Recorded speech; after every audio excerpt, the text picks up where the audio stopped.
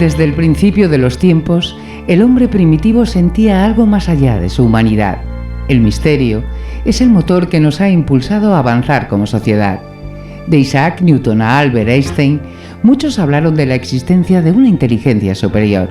Así nacen las primeras jornadas del misterio de Zamora, que tendrán lugar en el Hotel Alda Mercado Zamora el día 24 de mayo de 10 de la mañana a 8:45 de la tarde. David Cuevas, María Hernández, Miguel Pedrero, Laura Patricia Rodríguez, Juanjo López, Nando Domínguez, Miguel Ángel Moyano y Carmela Adrial serán los encargados de intentar dar respuesta a estas y otras preguntas.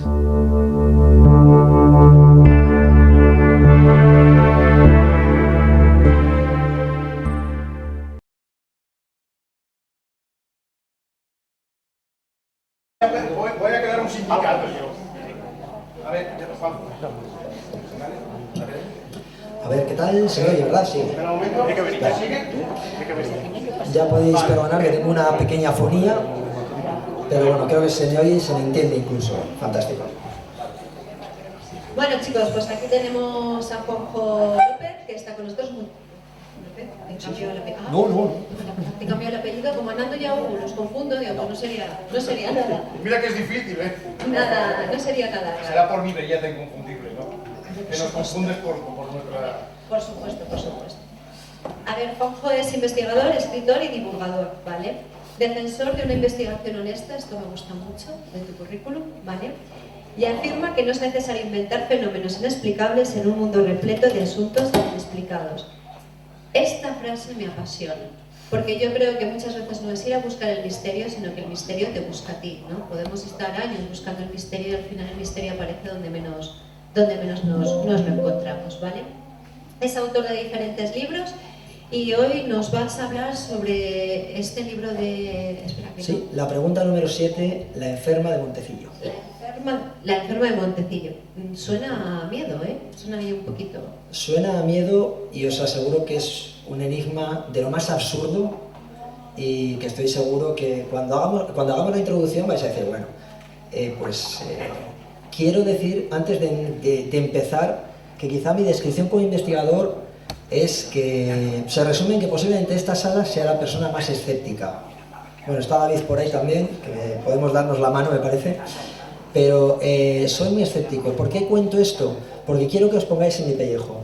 A ese año 2016, cuando me enfrento a un caso, como digo, totalmente absurdo. ¿Qué pensáis si os digo de una persona que dicen que ha existido y que los últimos 15 años de su vida no ha comido ni ha bebido nada de nada? Oigo por aquí así, otros dicen, es imposible.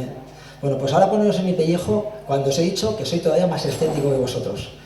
En esta siguiente hora o 50 minutos, más o menos, unas 50-55 minutos, voy a tratar de resumir 3 años de investigación. 3 años de investigación amparado, como no puede ser de otra forma, porque yo no soy científico, hay gente que sí que lo son.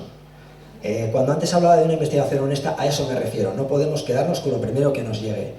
Yo en estos 3 años de investigación lo hice acompañado de 2 doctoras, lo hice acompañado de un farmacéutico, de un doctor en farmacia, de una psicóloga y de una grafóloga. Y bueno, pues después de estos minutos quiero que vosotros saquéis vuestras propias conclusiones partiendo, ahora estamos todos en el mismo punto. Sois igual de escépticos que yo porque nadie se puede creer que una persona viva tantos años sin comer y sin beber. Vamos a ver cómo se desarrolla la historia. Pues nada, os dejo con Juanjo, pero antes de nada sí que quiero deciros que está por que nos ha traído libros, ¿vale? Y tenemos también libros de Juanjo, tenemos de David Cuevas y de Hugo, claro, evidentemente. Y de Hugo, claro. Perdón, y de Nando, lo siento, tengo un No, problema con vosotros. nada. Y que están aquí y os agradecemos que nos lo firmáis después entre todos, así que... Ahí te quedas. Por cierto, lo que vamos a hacer es lo siguiente, para dinamizar la cosa y no haber tanto tiempo, o sea, para que intentemos respetar lo mejor posible los tiempos, vamos a hacer lo siguiente. Cuando acabe Juanjo, vamos a hacer un receso de 15 minutos más o menos, ¿vale? Al final de la velada, si queréis, podemos hacer una mesa redonda con todos, ¿vale? Y ahí podéis hacer preguntas de Montecillo, de todos los casos que se van a hablar. No sé si... ¿vale? Más que nada para dinamizarlas, porque Si no, vamos a acabar muy tarde, ¿vale? Os vais a cansar y lo que queremos es que mantener el interés de todos hasta el final, ¿vale? Vamos para allá, Juanjo, dale. Bueno, pues primero abro el micrófono y a continuación pues agradecer a estos chicos, organizadores de estas fantásticas jornadas, porque de verdad que hay que ser muy valiente para hacer algo así. Es de elogiar todo el trabajo que lleva, creo que no somos conscientes, así que me gustaría agradecerlo, y creo que no saben en qué lío se han metido, porque esto lo que conlleva es que según acaben esto van a tener que empezar a preparar unas segundas jornadas, esto aquí queda. Así que de verdad, gracias y enhorabuena. Y evidentemente, pues muchas gracias a todos vosotros, porque sin vosotros, pues no somos nada.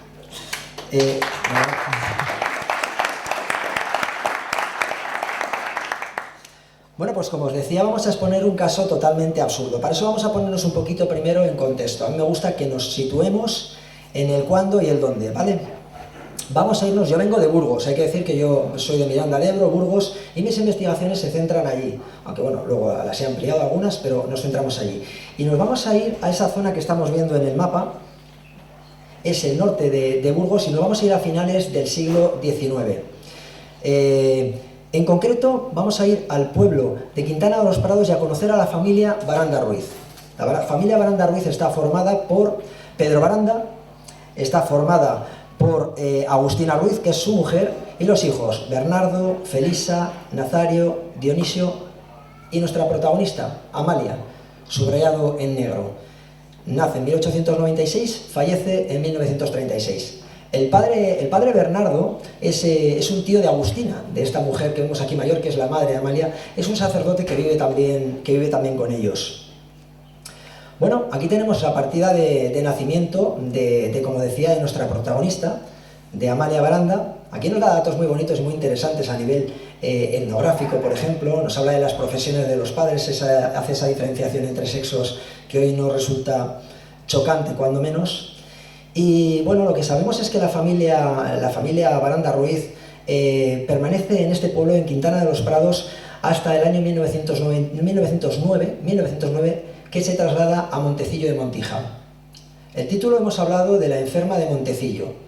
El sobrenombre viene por, vamos a ver la enfermedad y vamos a ver el lugar, Montecillo. Esta que vemos es la casa de la familia, la casa de Amalia Baranda. Es una familia humilde, es una familia que vive del campo, con los recursos justos. El hijo mayor es cierto que se ha ido, lo que decían antes, a hacer las Américas. Eso le ha permitido ahorrar ciertos dineros y hacer construir esta casa que para su época no estaba nada mal. Pero como decimos, una familia muy trabajadora. Amalia, por ser la pequeña de la familia, tiene ciertos beneficios. Y es que el trabajo duro del campo se lo llevan sus hermanos mayores, y luego se ve además en la necesidad de ayudar al padre Bernardo, que hemos dicho que es el tío materno. Una figura muy importante en la vida de Amalia porque inculca una religión, una fe muy importante y muy fuerte sobre Amalia. Tanto que Amalia lo que quiere es ser religiosa, ella anhela ser monja. Sin embargo, los padres no lo ven bien, sobre todo cuando siendo muy joven hay una familia cuyo hijo pues, se presta como pretendiente de Amalia. Era una familia bastante pudiente, entonces la familia ve una oportunidad, la familia de Amalia ve una oportunidad muy interesante para bien casar a la hija. Esto parece que nos lleva a que el año 1909 hay una pequeña crisis familiar y una disputa que daría lugar a un brote digestivo. La noche es una noche fría de marzo y Amalia, una vez estando en la cama, empieza a convulsionar, empieza a vomitar. La familia se asusta mucho, el hijo pequeño monta en la yegua y va corriendo, se dirige velozmente hacia Espinosa de los Monteros, que es el pueblo más próximo, es un núcleo un poquito más grande, y es donde se encuentra el doctor Gutiérrez, el médico. El médico también presto coge su maletín, nos podemos imaginar esos fríos caminos y embarrados caminos, se dirige a casa de Amalia y lo que se encuentra es una joven realmente alterada, y tras aplicarle, pues como dicen las crónicas, calor en la zona y determinados cuidados, pues Amalia va restableciendo su estado natural, y el diagnóstico del doctor Gutiérrez es que Amalia sencillamente ha sufrido un corte de digestión, posiblemente debido a una disputa que ha tenido con los padres. Durante la cena, los padres han vuelto a instarla que se case con ese joven, que es un matrimonio muy interesante. Ella dice que no, que ella se quiere casar únicamente con Dios. Aquí hay una disputa que parece que el médico, según el médico, puede ser el desencadenante de ese primer trance. Pero bueno, la verdad es que el doctor Gutiérrez se enfrenta a un caso muy extraño, porque esto se vuelve a repetir pocos días después. Estas crisis son cada vez más repetitivas, más fuertes, se acompañan de vómitos que incluso llevan algo de sangre.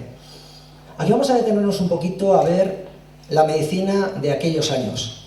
Y esto que voy a decir son puntos que tenemos que recordar para lo que viene después. Estamos yéndonos al año 1918, principios del siglo XX. Podemos pensar que la medicina evidentemente no estaba tan avanzada como ahora. Podemos pensar que la medicina rural era algo...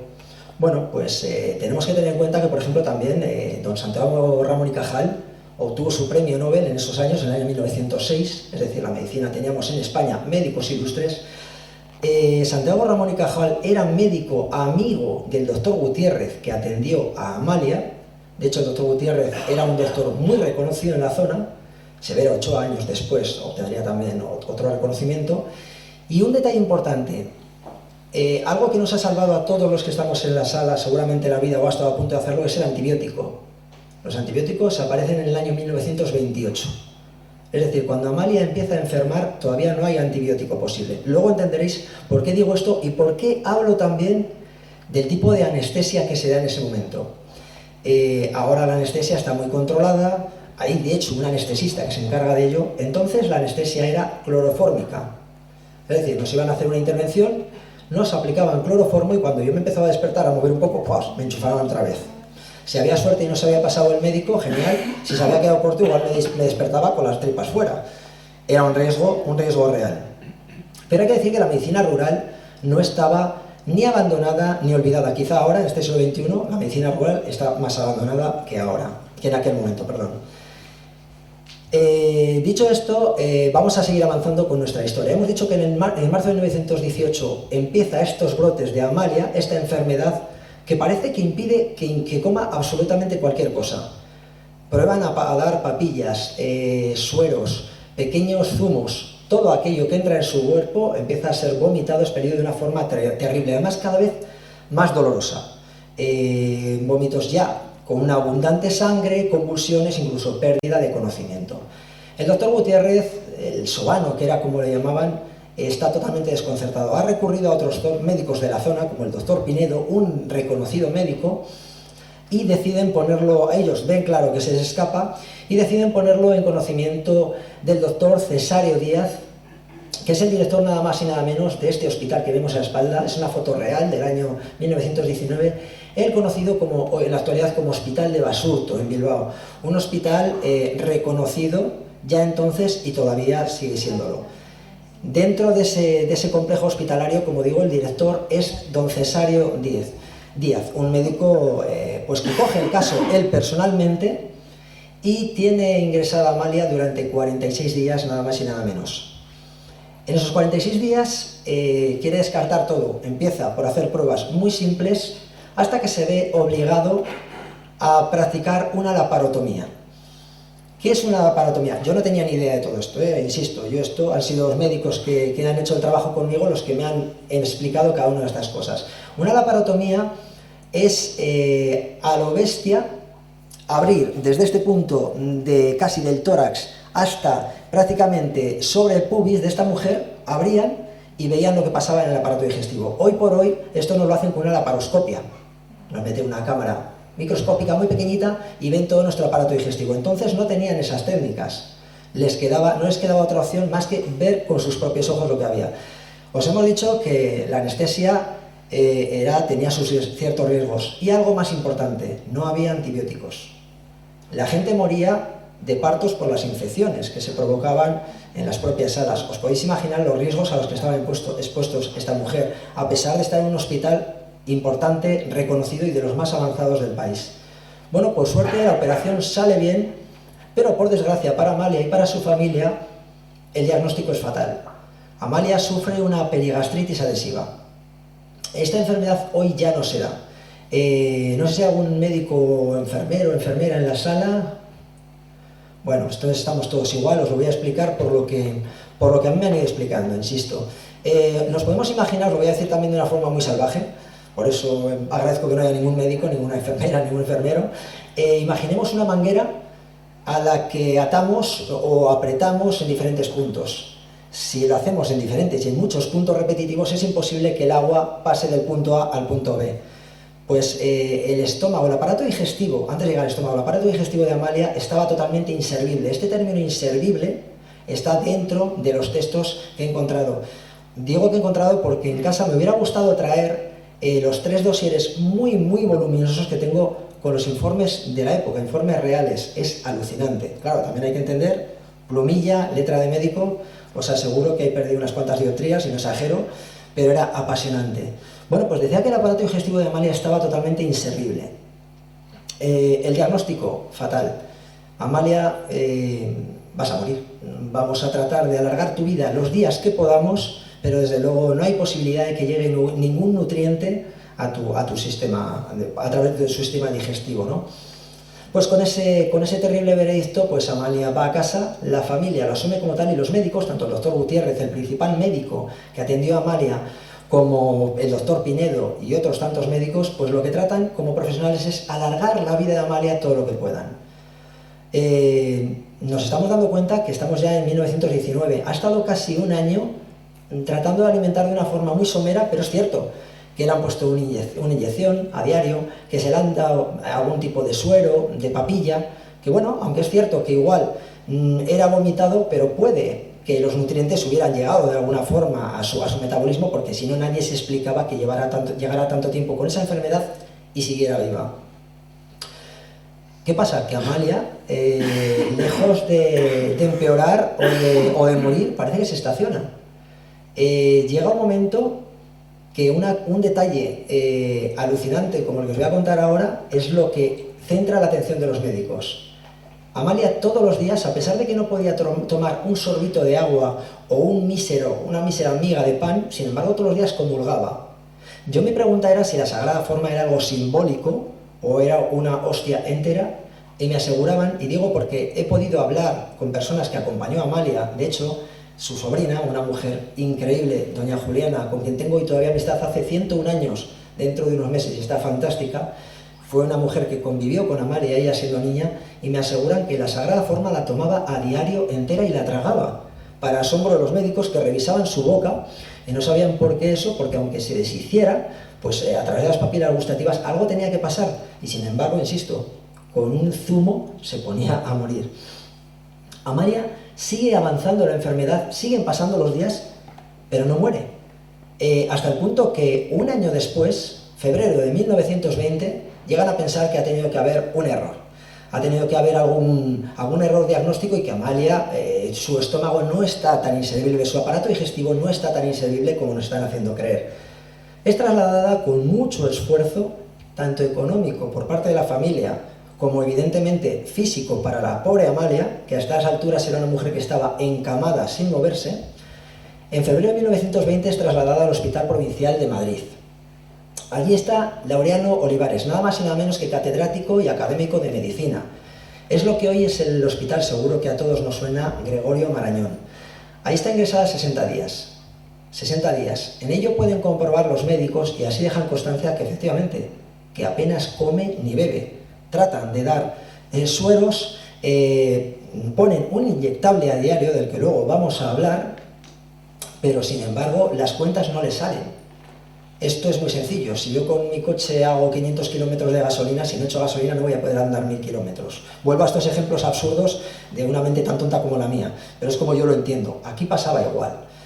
El doctor Olivares en esos 60 días hace muchas pruebas, entre otras, otra terrible laparotomía.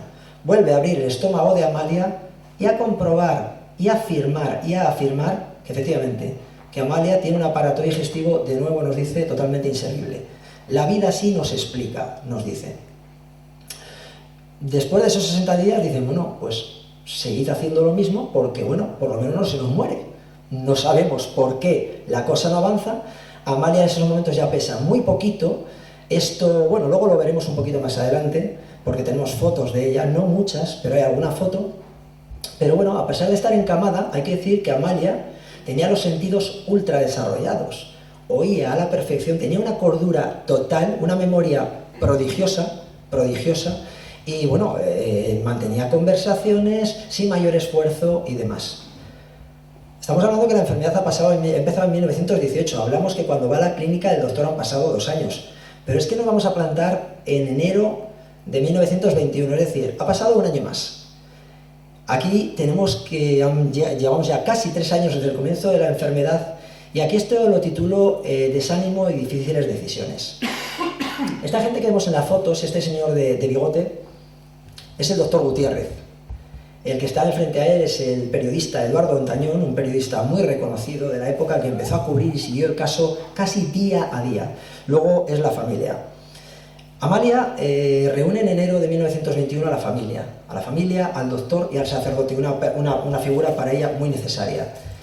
Y dice que, bueno, aunque va en contra de su creencia religiosa, lo que no puede es ya con ese sufrimiento, y suplica que dejen morir en paz, que no hagan más experimentos con ella, que sencillamente lo único que pide es que los días que le queden de vida, que sí que todos los días reciba una misa y que reciba la sagrada forma. Tras unos minutos de confusión entre la familia y el médico, llegan al acuerdo de respetar a Amalia, pero dicen, bueno, permítenos, Amalia, que te sigamos poniendo el inyectable. Amalia acepta el inyectable, y desde enero de 1921 Amalia lo único que recibirá será el inyectable y la sagrada forma. Ahora estaréis pensando lo que yo cuando llegué a este momento. Yo, conforme avanzaba la investigación, iba descartando posibilidades, ¿no? Yo aquí dije, bueno, el inyectable. No come nada, igual el inyectable realmente tiene esa capacidad de cubrir sus necesidades basales, ¿no? Pues luego vamos a hablar de él. Vamos a ver antes un detalle interesante de la habitación de Amalia. La habitación de Amalia, ahí estamos viendo a Amalia encamada, el doctor Gutiérrez de pie junto a ella, y un altar que tiene frente a la habitación, frente a la cama. Este detalle es muy interesante. No todo el mundo podía tener un altar en su habitación, ni podía tener o se le podía ofrecer a diario una misa. Yo he llegado a este punto y dije, ¿por qué Amalia tenía ese privilegio? Y bueno, descubrí, mejor dicho, que efectivamente Amalia había logrado su sueño, pertenecer de alguna forma a una orden religiosa. No era una religiosa como tal, pero sí que tenía ese privilegio por pertenecer como hermana a una orden religiosa por la que podía todos los días comulgar. Fijaos, ese altar tan bonito, yo cuando fui a investigar, aquí hago un pequeño paréntesis, estaba la casa ya tirada, no quedaba nada en la casa, y pregunté por el altar. Me dijeron que el altar lo habían, dicen, bueno, no hay nada, lo habrán tirado junto a la casa. A mí me dolió francamente porque fueron 3 años muy intensos de investigación y había creado un cierto vínculo incluso con esos objetos. Pues bueno, mi alegría vino cuando, tras mucho insistir, logré que me abrieran la iglesia del pueblo, que está cerrada, y en uno de los altares está ese altar. Está tal y como se ve ahí. Otro detalle de la habitación de Amalia es el olor a acetona.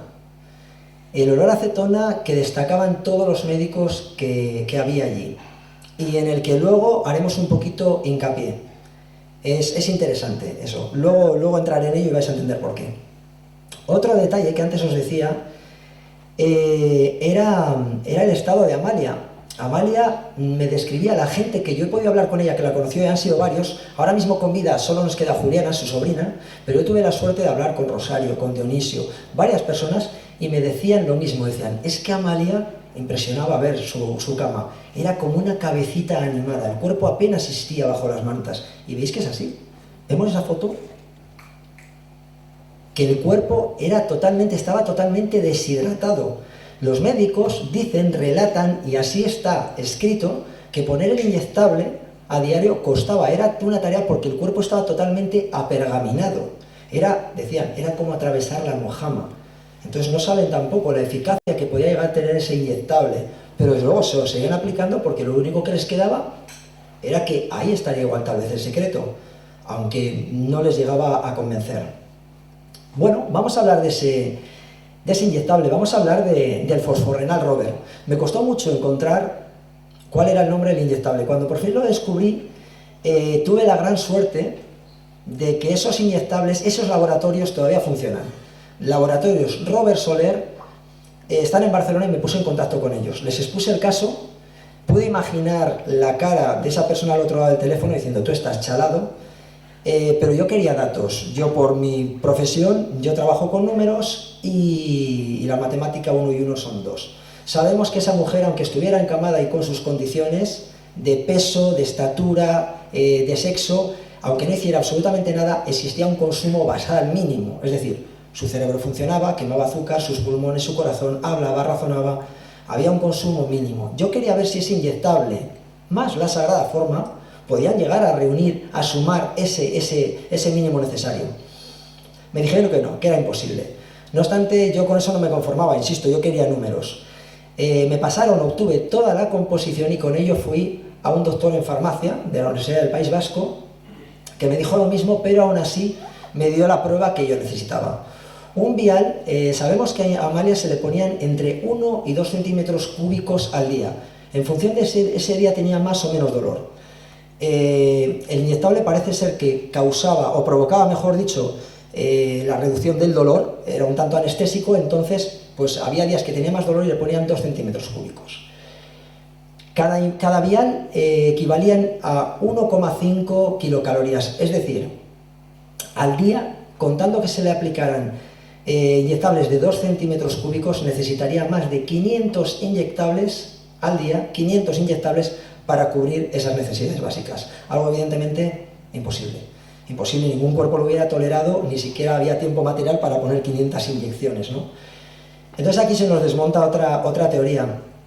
Al lado vemos una fotografía del momento del viático, de la celebración de la misa en su habitación. Aquí vemos a Amalia, era el único momento que se quitaba el gorrito y, bueno, donde recibía la Sagrada Forma. Hice la suma del inyectable más la Sagrada Forma y era también totalmente absurdo, imposible. Pues bueno, ante esa perplejidad sigue avanzando la enfermedad, siguen pasando los días y nos vamos a nada más y nada menos que septiembre de 1921, es decir, 3 años y medio desde que ha empezado la enfermedad y más de medio año desde que los médicos constaten de que no toma absolutamente nada, ni día ni noche. Los médicos siguen igual de descolocados y deciden llevarla a un hospital en Burgos, la clínica del doctor Lostau. A este médico, el doctor Lostau, es especialista sobre todo en hipnosis, una técnica entonces muy mal vista a nivel científico, pero novedosa. Y el propio doctor Gutiérrez dice, no tenemos nada que perder, vamos a ver si tal vez, rebuscando en tu pasado, encontramos un posible problema. O sea, era una conclusión muy interesante, ¿eh? Hoy por hoy haríamos lo mismo. Sin embargo, pues también desechan absolutamente todo. Hay que decir que en el hospital de Burgos no hacen muchas más pruebas, muchas más exploraciones, pero aquí se da un episodio alucinante. Cuando Amalia vuelve al pueblo, ya en octubre, hay una nevada tremenda. Hay que decir que para llegar a su casa desde el camino hay una pequeña ladera de unos 200 metros, casi 200 metros, y claro, los coches de aquella época no podían recorrer ese camino. El doctor Gutiérrez quiere coger en brazos a la muy ligera Amalia, pero Amalia era una mujer con mucho carácter, era una mujer muy mujer, y dice, no, ella tenía mucho orgullo, y dice, esto yo tengo que ir andando, no voy a permitir que nadie me coja en brazos. Los asistentes que hay allí, familiares, curiosos, el médico, el cura, dicen, es imposible. Ella insiste y entonces dicen, bueno, pues hasta que te caigas. Insisto, era un cuerpo momificado, llevaba 3 años y medio sin moverse de la cama. Pues recorre esos casi 200 metros andando sin saber cómo hasta su habitación. Esto es alucinante. Y esto da pie a que los médicos sigan pensando o empiecen a pensar si realmente estamos hablando también de un factor psicológico, si hay algo que se les escapa a nivel físico y llega a otros derroteros. Seguimos avanzando y nada más y nada menos que hasta el año 1924. Estos son 5 años y medio. Perdón, ando con una medio faringitis, creo que por aquí algunos amigos, voy a hidratarme, que yo no soy Amalia. 5 años y medio del comienzo de la enfermedad. El doctor Gutiérrez está totalmente descolocado, desconcertado, y decide poner en conocimiento el caso de la mayor entidad que hay en ese momento, que es la Real Academia de la Medicina. Pero claro, ¿cómo van a exponer esto a los académicos? van a decir, esto es imposible, estáis locos. Entonces deciden llevar más pruebas. Y en un bar precioso en el que yo he pasado muchas horas, que todavía sigue, el bar Mena en Espinosa de los Monteros, se reúnen en una jornada que me hubiera, si yo pudiera viajar en el tiempo, os aseguro que me iría a ese momento, me sentaría con el doctor Gutiérrez, Pinedo, los abogados de la zona, el periodista Ontañón, porque tuvo ese un sitio maravilloso, y de esa conversación lo que sale es un plan para presentar a la Real Academia de Medicina. Deciden presentarse en la casa de Amalia y de la noche a la mañana, y bueno, ver lo que ocurre, ver si realmente nadie da de comer y de beber a Amalia. Sabe que físicamente es imposible, la dolencia está ahí, 2 laparotomías nos lo dicen, pero sin embargo no saben lo que pasa cuando por la noche se queda Amalia sola en casa. A la Real Academia no le pueden llevar ninguna duda. Total, que se presentan de la noche a la mañana, se presentan en la habitación de Amalia, la familia acepta de buen grado, y esto es muy bonito y muy interesante, porque los médicos dicen, claro, si voy yo, puede que tú dudes de mí, y es más, yo puedo dudar de ti, yo no sé lo que pasa en tus guardias. Entonces deciden hacer las guardias dúplices, de 2 en 2. Va a haber siempre un médico que va a tomar diferentes pruebas, va a hacer pequeñas analíticas, porque hay que decir que sacar sangre a Amalia era un enigma. Luego Amalia no orinaba, no defecaba, era muy difícil obtener pruebas de ese cuerpo, sacar sangre era muy delicado. Pero bueno, aún así, le hacen alguna prueba, siempre va a haber un médico y junto al médico va a haber otra persona. El objetivo, durante 10-12 días, no separarse de la habitación de Amalia. Nadie va a entrar a la habitación de Amalia que no sea los médicos, ni siquiera el sacerdote. Pues durante nada más y nada menos que 15 días, allí están los médicos, y de ellos salen, pues bueno, resultados como estos. Son algunos análisis, por ejemplo, de sangre, pruebas de sangre y orina, traducido por los médicos de hoy, te dicen que dan valores totalmente incompatibles con la vida, pero sí que explicarían un ayuno muy prolongado y un estado de inanición muy extrema. Tenemos unos gráficos también en los que nos marca la temperatura del cuerpo y si hay alguna variación en la tensión arterial. Pero lo más interesante de todo eso es que durante esos 15 días, sale una serie de notas, de escritos firmados por todos los médicos, en los que dicen que durante esos 15 días que han estado allí, ellos juran por escrito que nadie ha dado a Amalia nada de comer, nada de beber, y han descubierto algo todavía más sorprendente. Sin beber, el ayuno 5 o 6 días más no se puede sostener. Sin comer, hay ayunos, el ayuno más largo fue un preso de Ira que estuvo creo 62 días, pero los médicos, la medicina dice que a partir del día 40 hay una fase de no retorno y ya. Ellos están 15 días, constatan que no bebe ni come, pero hay otra cosa que soportamos menos incluso que beber. ¿Sabéis lo que es? Dormir. Una de las torturas más terribles que hay es la privación de sueño. Siglo XXI y todavía se sigue haciendo, ahora mientras estamos aquí. Terrible. Eso sí que da miedo.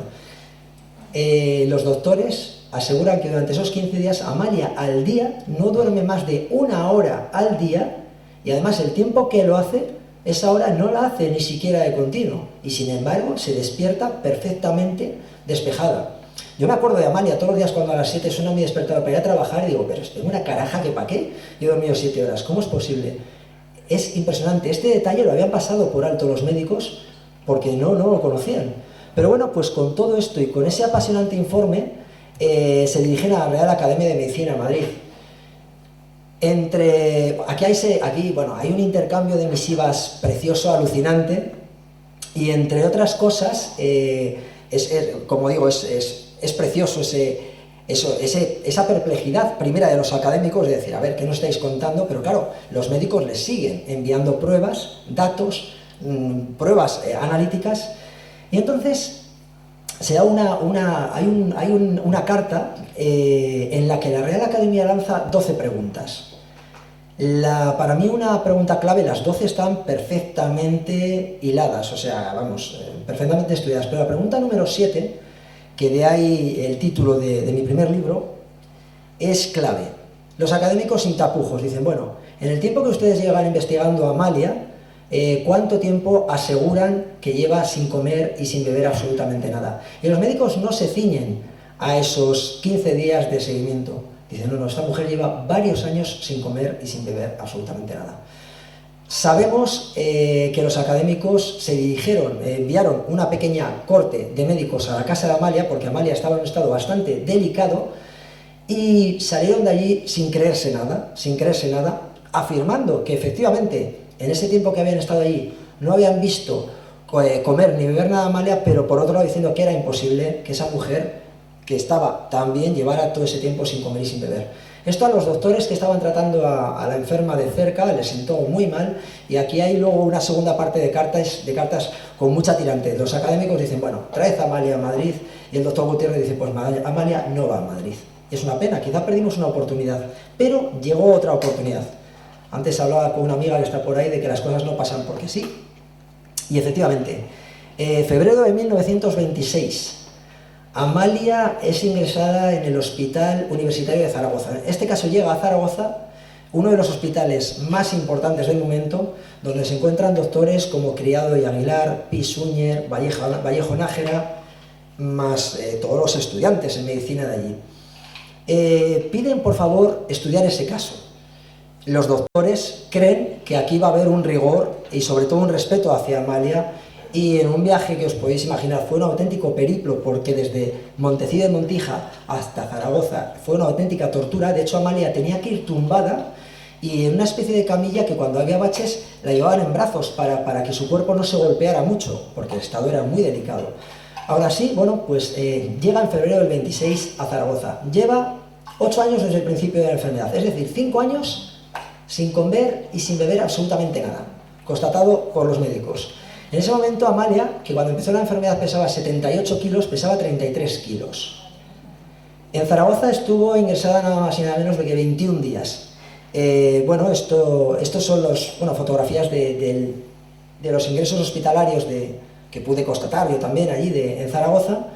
En esos 21 días es sometida a todo tipo de pruebas. Además es precioso, muy interesante científicamente cómo cada médico se hace de una parte de su cuerpo, del sistema nervioso se encarga, por ejemplo, Vallejo Nájera, del sistema digestivo Pi Suñer. Hacen un estudio totalmente exhaustivo y durante esos 21 días. Entre otras cosas, le aplican 2 nuevas laparotomías. Yo cuando esto lo he hablado con médicos, hace poco lo hablaba, por ejemplo, con un amigo común, con Miguel Ángel Peltierra, y él decía, mira, lo milagroso ya no es casi que viviera sin comer y sin beber, es que haya soportado 4 laparotomías sin morirse en el intento, de infecciones, de riesgos miles, un cuerpo como estaba. O sea, eso ya a él le asombraba sobremanera.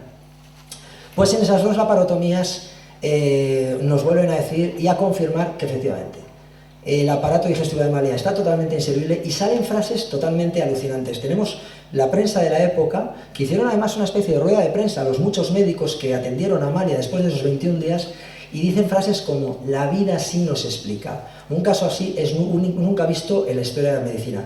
Otra frase que me gusta mucho es, hoy la ciencia no lo puede explicar. Quién sabe si dentro de muchos años lo puede hacer, pero hoy no. Un siglo después seguimos igual. Y otro razonamiento, y aquí llego, ¿os acordáis que antes he dicho que en esa habitación olía mucho a acetona?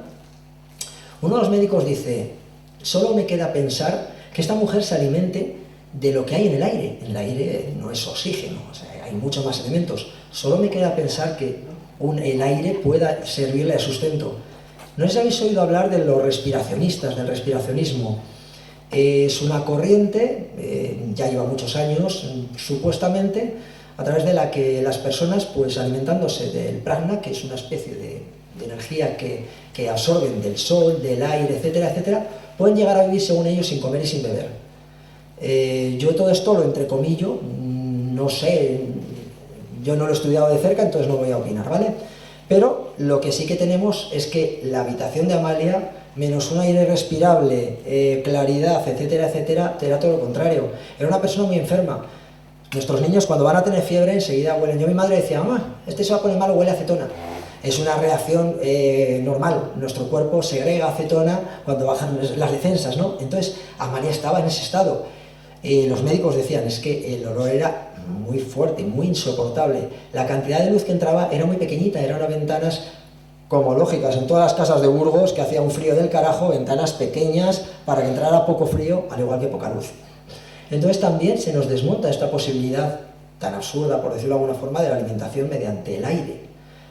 Pero bueno, la verdad es que nos plantamos, como decimos, en el año 1926, 5 años, voy a quitar los 3 primeros años de enfermedad, 5 años en los que los médicos nos aseguran que Amalia no ha comido ni bebido nada. Nos lo dicen ya no solo ese seguimiento de 15 días, nos lo dice el Hospital de Bilbao, el Hospital de Burgos, el Hospital de Madrid, el Hospital de Zaragoza. Pero la cosa sigue. Tenemos aquí un silencio, hay un vacío de noticias, porque hasta este momento tenemos, bueno, iba a decir decenas, muchas decenas de informes, de crónicas de la época alucinantes. Como decía, Eduardo Entrañón siguió muy de cerca este caso, hizo unas crónicas preciosas. Pero bueno, no tenemos mucho más hasta el año 1936, año fatídico en nuestra historia, y fatídico en Espinosa de los Monteros. Espinosa de los Monteros, o Montecillo de Pontija, que es donde vivía Amalia, era una zona, bueno, donde había un cruce de bandos, ahí estaban tanto el bando republicano como el bando nacional, y Montecillo quedaba en medio. Entonces pensaron que Amalia podía llegar a ser un objetivo, porque bueno, había gente que veía un reflejo de fe extrema en ello, a pesar de que Amalia, siendo muy creyente, decía: si yo ya reniego de esta historia, si yo lo que quiero es que me deje descansar esta enfermedad.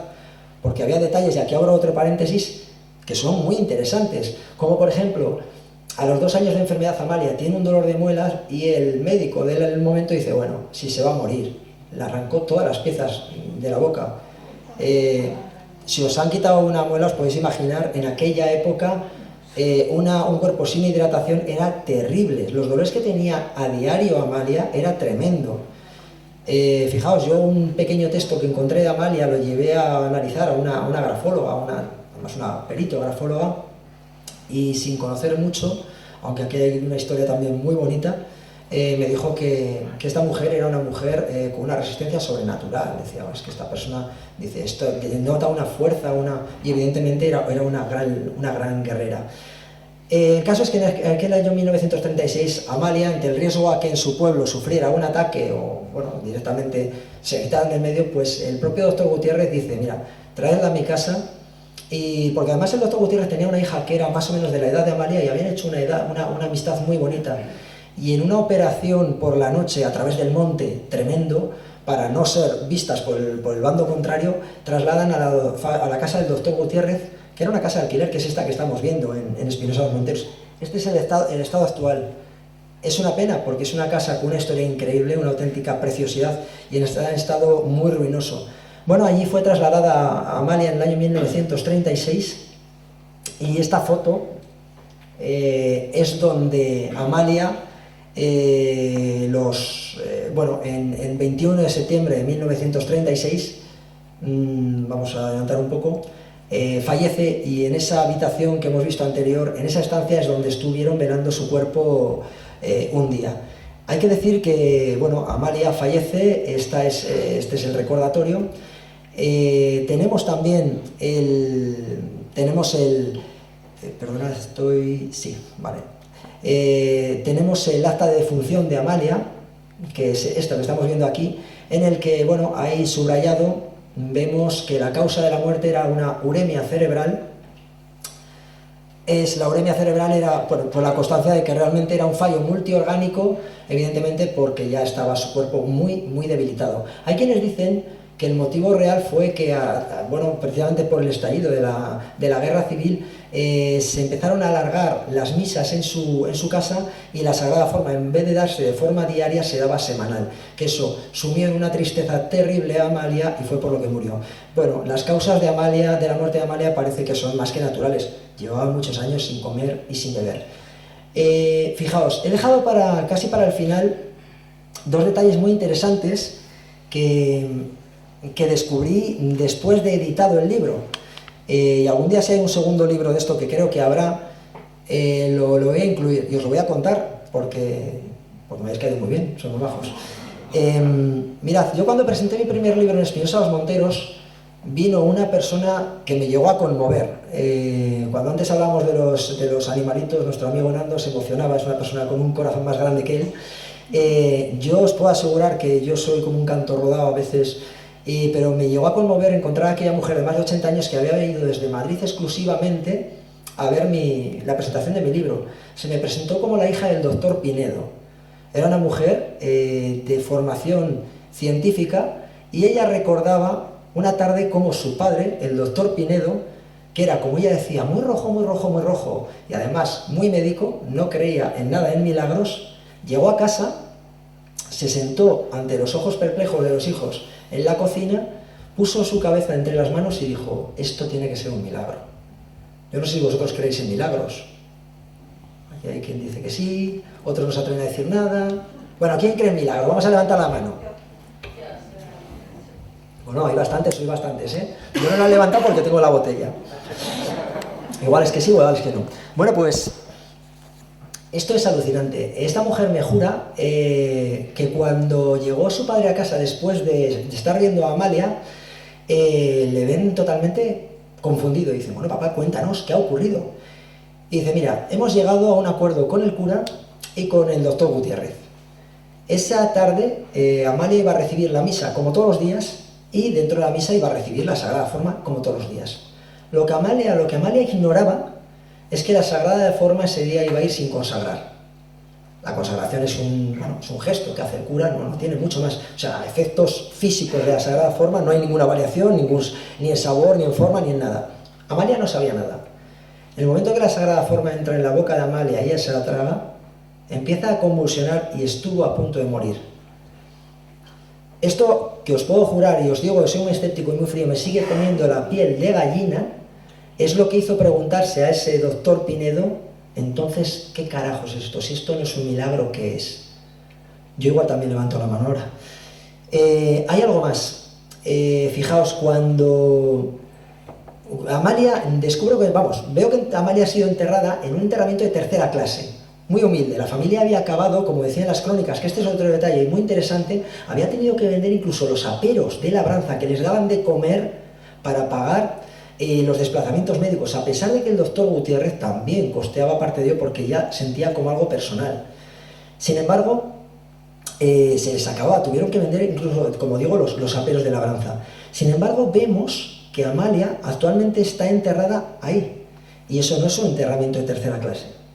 De hecho, ese es el panteón de la familia del doctor Gutiérrez. Y efectivamente, me dicen que años después su cuerpo ha sufrido una exhumación. Ha sido trasladado porque el doctor Gutiérrez, cuando acabó la contienda, dijo, bueno, Amalia merece algo más que estar ahí en ese sitio tan olvidado, ¿no? Y la trasladó allí. Yo cuando llegué a Espinosa de los Monteros, había gente que me decía que Amalia era una santa y que estaban seguros que el cuerpo de Amalia estaba incorrupto. Yo claro dije, coño, si está incorrupto, hubo una exhumación del cuerpo, vamos a ver. Voy a los archivos, veo que efectivamente esa exhumación se ha hecho, pero no veo nada, no se señala nada especial. Pero sí que veo que hay personas que siguen con vida, Dionisio y Juliana, que han sido testigos de esa exhumación. Han pasado casi 15 años desde que Amalia ha fallecido. Dionisio no tengo la posibilidad de hablar con él y después ya cuando lo intentó ha fallecido, pero no así Juliana. Juliana, una mujer encantadora, cuando me pongo en contacto con ella, después de haber sacado el libro, porque no, os voy a decir una curiosidad, Juliana vive hoy a 300 metros de mi casa, y yo no lo sabía, y la busqué por media península, os lo puedo jurar, increíble. Pues bueno, cuando me pongo en contacto con ella, claro, yo me reúno, su hijo no me conocía de nada, está por medio, su hijo Dionisio, que hemos hecho mucha amistad, y pues me veo obligado a preguntar por ese momento de la exhumación. Juliana, me dice que fue un momento muy duro, y yo digo, bueno, entiendo, al final era tía Amalia y tiene ese duro, y dice, sí, dice, empezamos a sacar los huesecitos de Amalia. Dije, ya está, yo no quería oír más. Los huesecitos, por tanto, ese cuerpo había seguido su camino lógico, se había corrompido. Sin embargo, me continúa y me dice, lo más duro cuando llegamos a su cabecita y su carita estaba igual que el día que la enterramos. Tenía color en la piel, tenía cejas, tenía pestañas, tenía el gorrito puesto.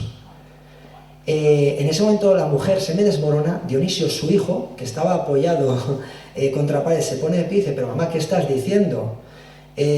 Juliana le mira enfadado y dice, claro, ¿cómo te lo voy a contar si cada vez que hablo de tía Amalia os reís de mí? Eso lo vi yo vi cómo estaba la cabecita de tía Amalia. Quedará ahí. Yo os puedo decir que hace poquito, porque bueno, sí, os he adelantado que estoy reescribiendo este libro. Un amigo, bueno, como por aquí, Óscar Fábrega, me ha pedido reeditarlo y estoy reinvestigando porque no voy a conformar a hacer un copia-pega, quiero seguir, y he descubierto cosas increíbles. Hay gente que me asegura, sí, que no solo eso, sino que tenía sangre en la cara Amalia, algo muy muy extraño. Desde luego, el caso de Amalia a mí no me ha dejado de sorprender, no me deja de sorprender, insisto. Yo empecé siendo muy muy escéptico, soy muy muy escéptico, pero 3 años después, tantos informes médicos me hacen ver que algo más podía haber. Pero claro, Amalia Baranda, os puedo decir que no fue la única. Y antes lo estábamos hablando un poquito, cuando veníamos después de comer, estábamos hablando con Miguel y estábamos hablando de, por ejemplo, Alessandrina, en Portugal. Un caso prácticamente coetáneo. Esta mujer vivió de 1904 a 1955 en Portugal y esta mujer estuvo 13 años sin comer y sin beber nada. A diferencia de Amalia, que esto yo creo que es importante, aquí esto no es un Eurovisión de a ver quién aguanta más sin comer. Pero hay detalles que son importantes. Amalia no quería no comer, Amalia no podía. Este detalle es importante, porque yo en principio pensé que si igual se trataba de una mujer que se creía una mística y se dejaba de comer, que es más o menos lo que le pasó a Alessandrina. Alessandrina, ella por una serie de acontecimientos en su vida llegó un momento que dijo, puedo vivir sin comer y sin beber. Y efectivamente, parece que así lo hizo durante 13 años y así se constató en un seguimiento de 40 días en un hospital. Tenemos más casos, a Catalina de Siena, a Doménica de Paradiso, a Josefa de la Torre, etcétera, etcétera, etcétera. Si os dais cuenta, una de las cosas curiosas, todos estos nombres son de mujer. Aquí los hombres se ve que somos más de la gula. Es algo que da que pensar. Y bueno, pues poco más que decir, o sea, es algo tan absurdo, tan simple, pero por otro lado tan inexplicable que a mí me parece un caso sorprendente. El cómo llegó a mi vida fue también muy casual y creo que voy a hacer medio minuto porque es interesante. Yo me llegó este caso hacía mucho tiempo, fui a investigarlo a la zona y por medio me salió un caso ovni y dije, ¡buah! Mucho más interesante el ovni que una señora que no come ni bebe, ¿quién se va a creer eso? Y lo dejé aparcado hasta que unos años después me pidieron en un programa hablar de casos de anorexia mística y recordé el caso de Amalia y le dije, bueno, dame para 10 minutos porque no va a haber para mucho más.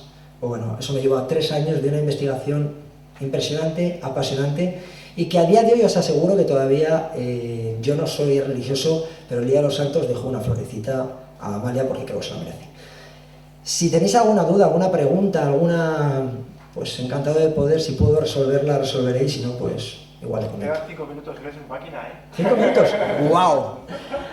Bueno, sí, lo tenía más o menos, antes lo hablaba con nuestro amigo Hugo, más o menos lo tenía controlado en este tiempo para precisamente eso. Si queréis hacer alguna apreciación, pues decirlo. David, que suele ser muy crítico, venga, joder, no te calles. ¿Cómo que hostia? Tía, si no sé dónde está el micro... Ah, vale.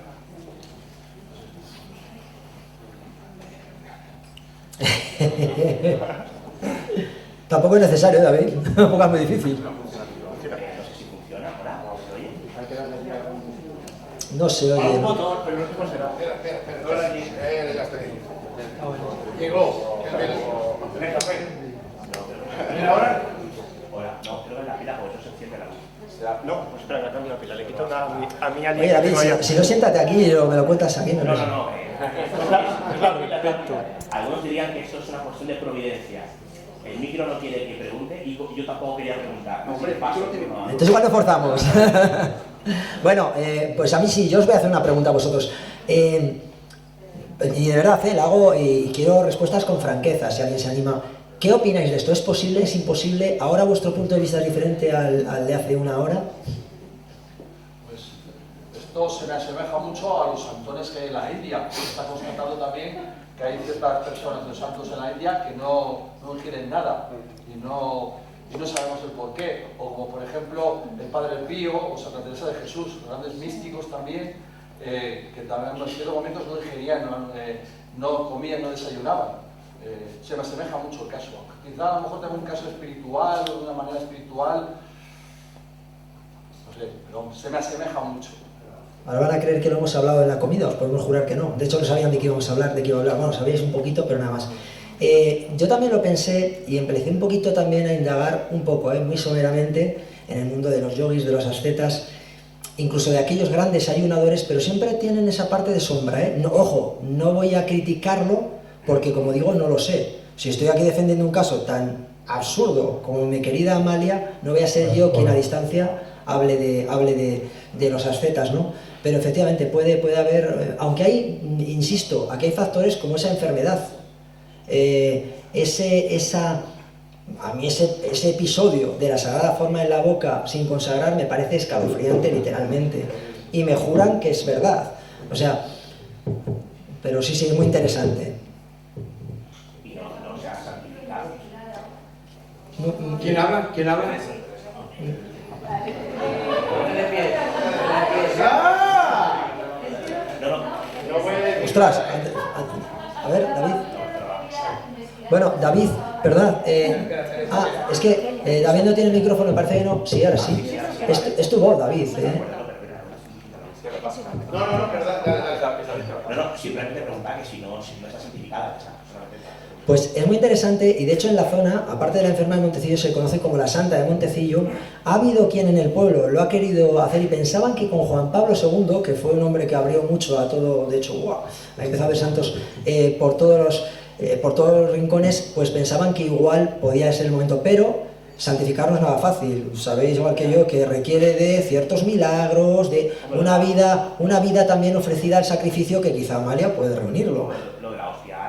Lo de la hostia, pero hay un mínimo de milagros, no sé decir ahora cuántos son, pero hay un mínimo de milagros.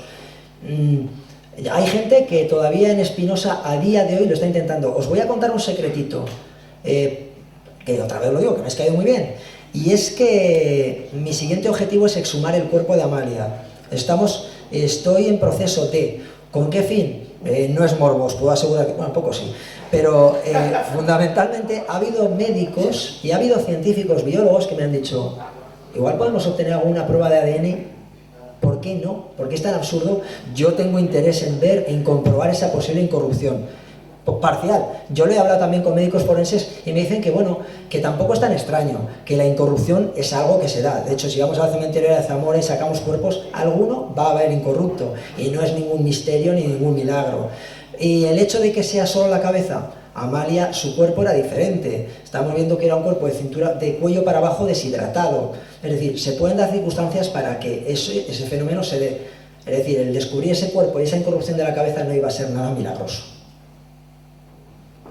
Bueno, pues si no era... Era lo mismo, era que si la familia no había permitido, o algún médico con los avances que hay ahora, pues investigar. Mirad, es una pena porque la persona que más información tiene me llegó a querer poner una denuncia por acoso, y os voy a explicar, que esto suena muy feo.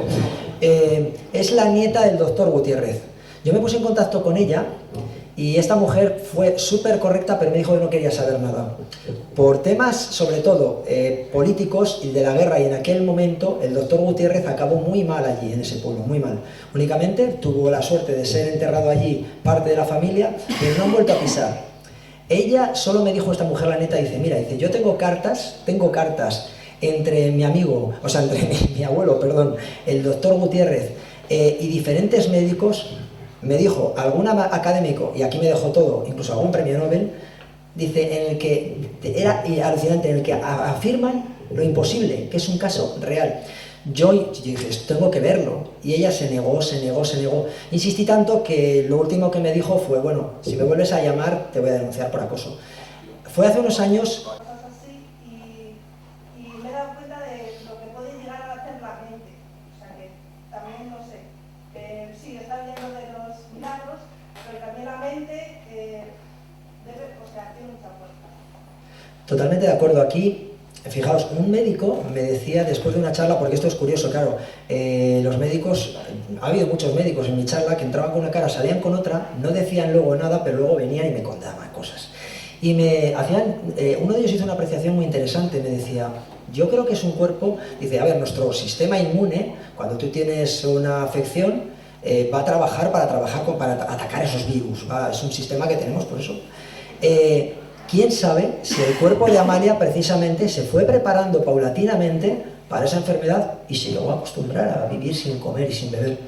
Médicamente es imposible, biológicamente es imposible, pero yo insisto, y doy solo estos nombres, Bilbao, Burgos, Madrid, Zaragoza, la constancia de los 15 días de los médicos allí, son muchas cosas que nos hacen pensar que estamos ante un caso incomprensiblemente real. Y si no hay más, sí, alguien me quiere preguntar. Sí, es una pregunta. Me voy a quedar con la duda y no quiero. Pues un momento. Dijiste que con los médicos que estuvieron 15 días con ella para ver que no bebía, no comía, la hostia consagrada la estuvo tomando, ¿verdad? En ningún momento, o tampoco. No, ni en los hospitales, pero fijaos, esto es muy curioso porque yo creo que ella ya iba predispuesta a que sabía que iba a ser expuesta a todo el examen y ella se prestaba. Y en los ingresos hospitalarios y durante ese seguimiento de 15 días es que no entró nadie en la habitación. Evitaban que hubiera todo contacto, ni un beso, nada, porque precisamente en esos informes, que insisto, los tengo, lo que dejaban claro era que había sido todo en unas condiciones extra controladas, o sea, que no había, y no, durante esos días no acumulaba. Bueno, pues como nos caes muy bien, tú también a nosotros, yo creo que vamos a hacer un pequeño descanso. Tenéis los libros ahí de todos estos amigos que nos están acompañando hoy. Un recesito y muchísimas gracias por venir, es un placer. Y las láminas de Mabel también, quien quiera, y los folios para que os apuntéis a la asociación. O sea que para aquí... la futura asociación. Bueno, para la asociación. Aquí ya lo tenemos, así que muchísimas gracias, es un placer y nos ha apasionado la historia. Pues muchas gracias a todos.